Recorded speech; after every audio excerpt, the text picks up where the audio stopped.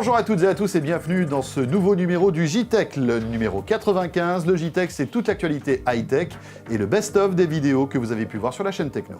Salut à tous, et cette semaine, la création numérique était à l'honneur à Paris à l'occasion de la Creative Week. On fera aussi un point sur le smartphone du moment, le Galaxy S3. Il est déjà en test sur la chaîne Techno, on en parle dans un instant. Et puis l'innovation de la semaine, oulala oui, vous allez voir, le marteau anti-bavard. Ah oui, ça va clouer le bec à certains d'entre nous. Soyez les bienvenus, c'est parti pour ce JTech.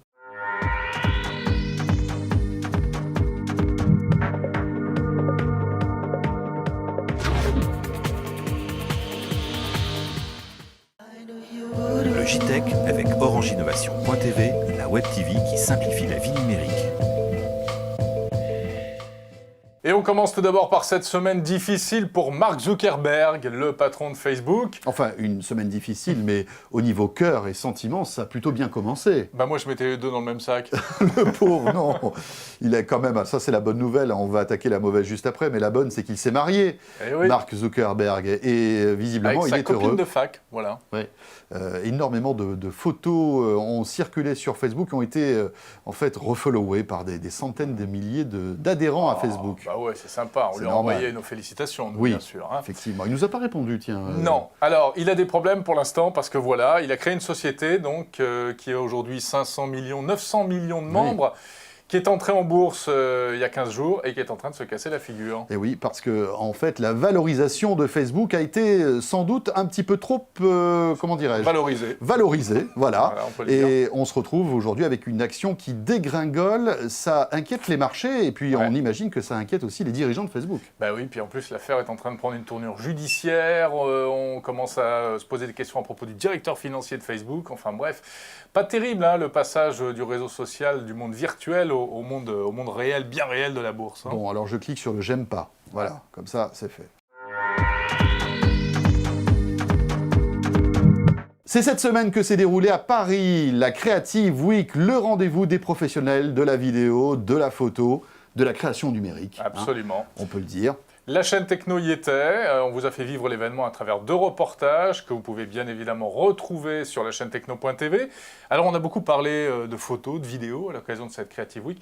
Et c'est vrai que les deux se rejoignent aujourd'hui, François. Le mariage des deux, après le mariage de Mark Zuckerberg et de sa jolie fiancée, c'est vrai qu'il y a un autre mariage, celui du réflexe photo haut de gamme et de la vidéo et du cinéma. Vous savez qu'il y a plusieurs films ou plusieurs séries télévisées très connues qui sont filmées aujourd'hui. De plus en plus, effectivement. Donc grâce à des réflexes. Et alors on a eu la chance, puisque cette semaine, lors de cette Creative Week, nous avons pu rencontrer en quelque sorte le pape de la vidéo sur réflexe, Jérôme. Oui, c'est Vincent Laforêt, photographe franco-américain. Et c'est un peu lui qui a initié cette nouvelle tendance, filmer avec un réflexe, pour la pub, le cinéma ou même la vidéo personnelle. Alors pour quelle raison? Il nous explique ça.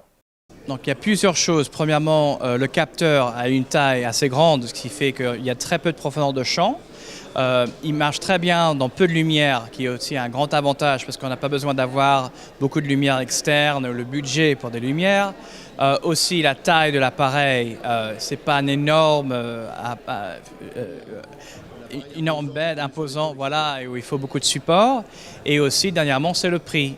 Le fait que pour 3 000 € ou 1 000 €, une jeune personne ou une personne jeune d'esprit puisse essayer de faire ses films et d'avoir le look filmique. Avant, il fallait aller dans une école de film et avoir l'appareil une fois par trimestre, si on avait la chance, ou une fois par an, et le budget pour le film, etc. Et maintenant, c'est très accessible et on pourra, j'espère, trouver de nouveaux filmmakers, réalisateurs, qu'on n'aurait pas découvert avant parce qu'ils n'avaient pas les besoins, l'argent pour ces grands appareils. Alors, et les films en 3D, est-ce que vous y croyez? On a l'impression qu'il y a un désamour des spectateurs concernant cette technologie. Je pense que ça marche très bien pour de l'animation, pour des sports, parce que ça nous amène un peu plus près de l'expérience en première personne. Mais pour du drame, pour de la comédie, pour moi, ça n'ajoute rien. Ça détrait de l'expérience. Et la vraie question, c'est pas qu'est-ce que je veux moi à 37 ans, c'est qu'est-ce que veulent les gens de 20 ans, etc. Ça, c'est la vraie question. Et où serons-nous dans le futur? Mais pour le moment, il n'y a pas vraiment eu de bon exemple qui me convainc que le 3D est là, c'est le futur. Et les petites caméras comme les GoPro, des choses comme ça? C'est sublime. On voit des plans qui sont faits non par des réalisateurs, mais par les athlètes eux-mêmes. Ils se mettent un GoPro sur leur casque, sur leur moto, et ils ont des plans qu'on n'a jamais vus. Et ça roule tout le temps. Il y a une fameuse vidéo où je pense qu'il y a un bicycliste qui se fait une collision avec une gazelle ou je ne sais pas, dans l'Afrique. On n'aurait jamais pu voir ça si ça ne roulait pas tout le temps. Et il y a toujours une place pour les films, les longs métrages à la qualité extrême, illuminés parfaitement avec des optiques sublimes. Il y a aussi une place pour des petits courts métrages ou des plans faits par des GoPro qui capturent des choses qu'on n'aurait jamais pu voir avec ces plus grands appareils. Voilà pour la vidéo numérique. Et puis à la Creative Week, il était question également, François, des interfaces homme-machine. Alors dit comme ça fait peur. Et en réalité, c'est tout simplement la manière dont on interagit avec tous les appareils électroniques. Et c'est une question qui préoccupe des spécialistes depuis très longtemps. En fait. Oui, alors aujourd'hui, on interagit comment avec nos appareils électroniques? Eh bien avec le tactile, avec la souris, avec le bon vieux clavier. Mais comment ça va se passer dans 50 ou 100 ans?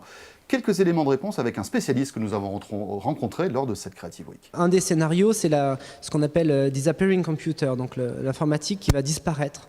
On ne verra plus les ordinateurs puisque la puissance de calcul fera que les puces seront tellement petites qu'elles seront partout. Certaines personnes ont même dit qu'on va les respirer. Ces fantasmes de nanotechnologie qui passeraient par nos poumons, voilà. On peut penser effectivement de nouveaux types d'interfaces. Le tactile existe depuis le début de l'informatique. La tablette graphique, comme je le disais sur le plateau, a été inventée avant la souris. La reconnaissance vocale existe depuis très longtemps, c'est très complexe à la maîtriser, mais on voit maintenant à la fois sur Android, iPhone et genre Siri, ça marche pas trop mal.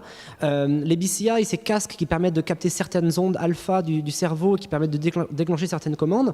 Donc ça, c'est un petit peu, finalement, on explore le spectre de la perception et de l'action sensorielle humaine. Moi, il y en a un qu'on parle un peu moins, mais moi j'y crois beaucoup, c'est le contrôle avec l'œil. Cette idée que finalement, on pourrait imaginer que dans le futur, dans une interface qui serait sur un écran ou peut-être dans un environnement pervasif où il y aurait des pixels partout, on va peut-être sélectionner en regardant. Là, par exemple, je vous regarde, vous m'avez demandé de vous regarder ici, je pourrais regarder la caméra, c'est ce qu'on appelle l'attention conjointe. On sait quand on se regarde, il y a beaucoup de choses qu'on se dit par le regard. Donc est-ce qu'on pourrait imaginer des interfaces qui permettraient à l'utilisateur et sa machine d'échanger des informations du style « je suis au-dessus de cette icône, c'est bon, tu l'as vu, oui, donc je peux regarder, elle s'allume, je sais que je suis là ». En fait. Non, je sélectionne. C'est-à-dire, j'indique mon intention à la machine, mais je pense qu'on cliquera toujours avec quelque chose de physique avec la souris. Et voilà, vous avez peut-être aimé le Galaxy Nexus, le Galaxy S2, le Galaxy Note. Eh bien voici un nouveau venu dans la grande famille des Galaxy chez Samsung, ce fameux Galaxy S3, qui est une petite bombe atomique. On va voir ça en détail. Alors les points forts, ils sautent aux yeux, en tout cas pour le premier, c'est l'écran. La grande taille de l'écran et la définition en HD, eh bien ça pique les yeux, comme on dit. Ouais. On s'en prend plein les mirettes. Alors ce téléphone, effectivement, a été bourré de capteurs. Et donc, il peut faire des tas de choses que ne font pas la majorité des smartphones. Par exemple, je choisis un contact dans mon carnet d'adresses. Eh bien, il suffit que j'approche le téléphone de mon oreille pour qu'il t'appelle automatiquement. Gros morceau, c'est la reconnaissance vocale. Samsung a décidé de répondre à Apple avec Siri en lançant son système S-Voice. Météo Barcelone. Ouais, j'y vais ce week-end. Voici la météo pour Vanves, Île-de-France. Super, c'est pas du tout ça. On se rend compte que le défi aujourd'hui de la reconnaissance vocale, c'est que c'est très complexe à mettre en œuvre. On le voit avec Siri qui parfois nous raconte n'importe quoi aussi. Ouais. Là, on vient juste d'avoir le téléphone, le service vient juste d'être lancé. Ouais. Pour l'instant, c'est vrai que c'est un peu bizarre. Alors, une fonction très importante et en tout cas vraiment spécifique à cet appareil. C'est ce que Samsung appelle la fonction S-Beam, François. Si vous avez deux Galaxy S3, ou peut-être d'autres téléphones compatibles, on peut l'imaginer après chez Samsung. Pour l'instant, ça marche qu'avec les Galaxy S3. Voilà, pour l'instant, c'est que le Galaxy S3.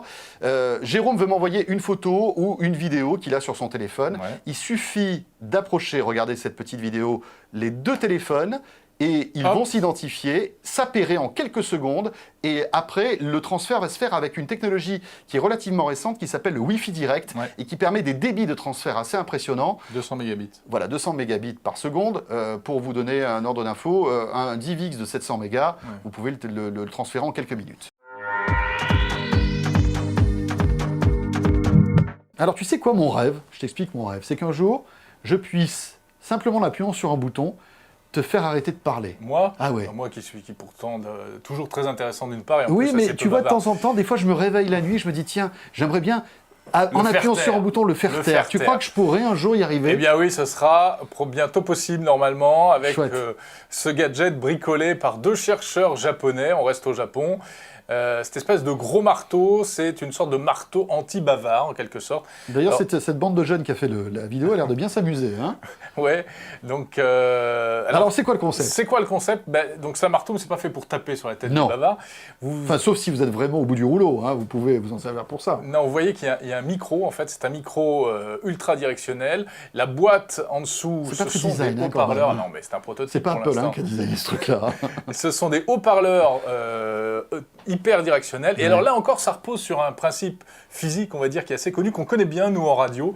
C'est-à-dire que si vous parlez et qu'on vous renvoie dans vos oreilles par un casque, via un micro, etc., le son de votre voix, mais avec un léger décalage, et bien là, on ne sait oui. plus du tout où on en est. Parce qu'en fait, le cerveau n'arrive plus à comprendre puisque tout est désynchronisé Ouais. en quelque sorte. Et c'est justement sur ce système que joue ce marteau. C'est-à-dire que Jérôme est en train de parler, je pointe le marteau vers lui, Ouais. avec en plus ces petits lasers. C'est-à-dire que je vise ta bouche. Ouais, c'est bien étudié. Et là, je n'arrive Et là, plus à parler. en fait, ce qui va se passer, c'est que le micro va amplifier ta voix et la renvoyer vers toi, vers tes oreilles, Mais en décalé. avec une seconde de décalage. Et là, tu ne peux plus parler. Voilà, impressionnant. Sans hein. déranger le voisinage, en Non, fait. non, non, non. Bon, alors là encore, C'est beau. c'est un prototype. Hein.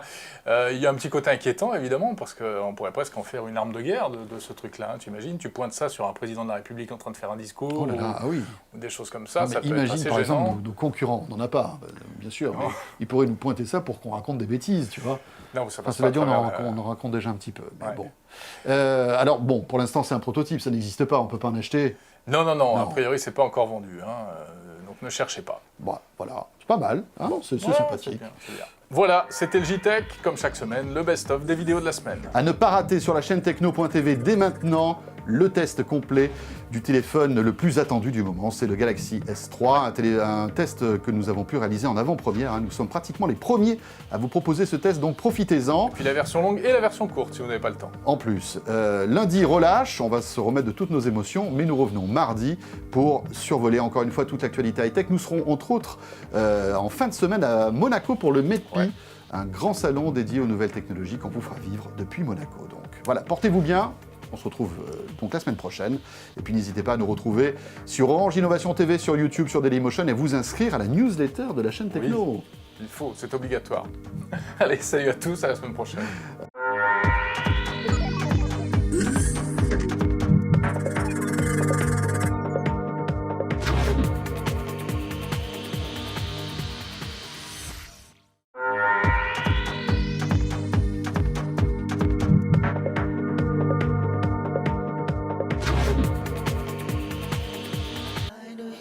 Le JTech avec Orange Innovation.tv, la web TV qui simplifie la vie numérique.